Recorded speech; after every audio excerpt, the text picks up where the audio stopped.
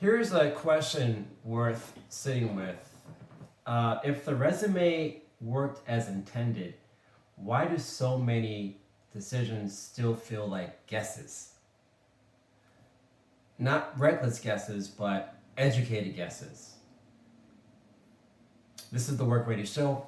My name is Michael Campbell.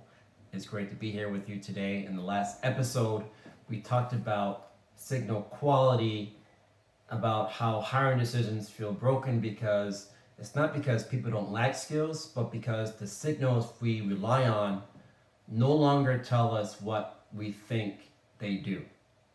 Today, I want to look at a very close and a really important signal, and that's the resume. And we're not here to attack it, not to dismiss it, but we want to try to understand where it came from and why it's starting to fail us. Now, the resume, I did some research here, it wasn't invented by HR. I think we all know that, but the earliest form dates back to the late 1400s. Leonardo da Vinci. He is widely credited with writing what we now recognize as the very first resume.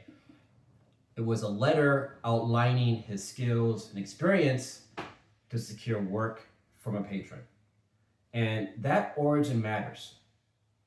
The resume began as a self-authored summary, and it was written to persuade a signal decision maker in a world where work was slow, it was localized, and also was very deeply contextual. It wasn't about proof, it wasn't skills, it wasn't verification, it was an introduction.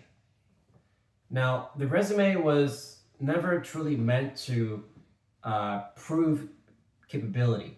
It was meant to summarize where someone had been, what roles they held, and what environments they'd been exposed to.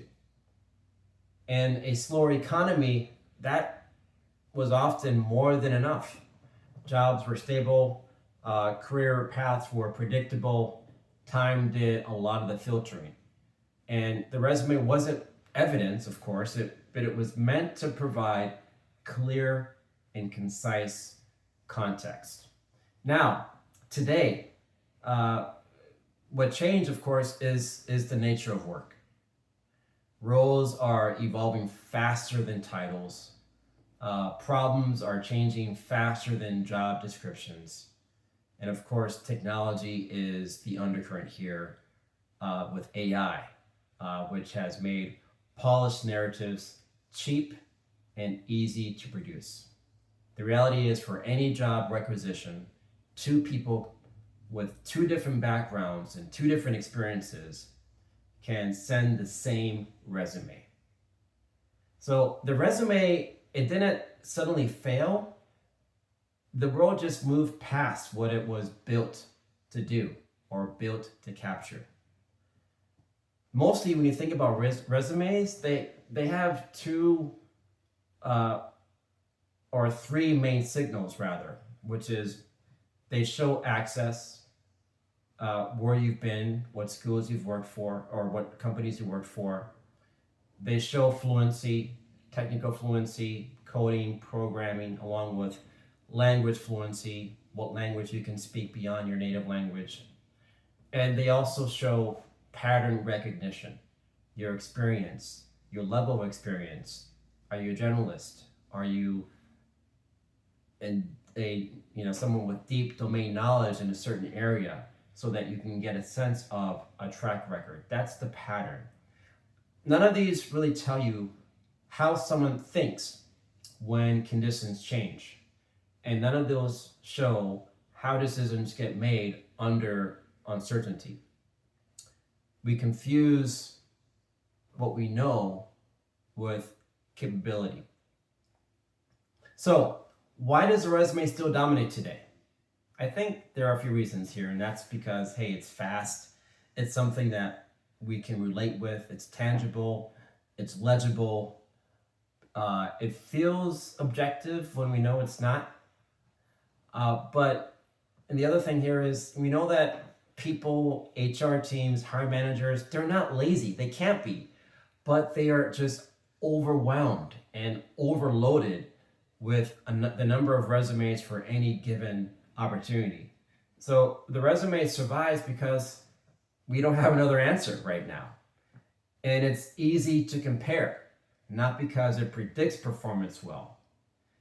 It helps to simplify early decisions, and it pushes the risk of that decision downstream, in many cases to after the hire and when the cost is much higher. So the real cost isn't just a mishire or a bad hire, it's missed hires, people that fall through the cracks because their resumes were unseen. People who could do the work but never get close enough to show it for whatever reason. People whose judgment would surface under real conditions but never appears on paper. That's, again, not a talent problem, that's a visibility problem. So the resume era isn't likely going to end. It's not this dominant evil entity, if you will. But if it does, if it's ending because a summary of the past can't reliably reveal how someone will think, decide, and adapt next, then I think that's something that we would welcome. The reality is the resume, it can't show us judgment. Or how do we recognize it early enough, for that matter? That's the challenge.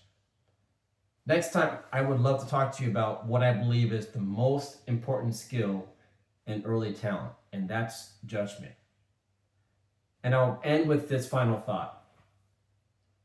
If Leonardo da Vinci were around today, and if he were writing that resume today, I don't think he would just be describing what he had done. He'd want you to see how he thought.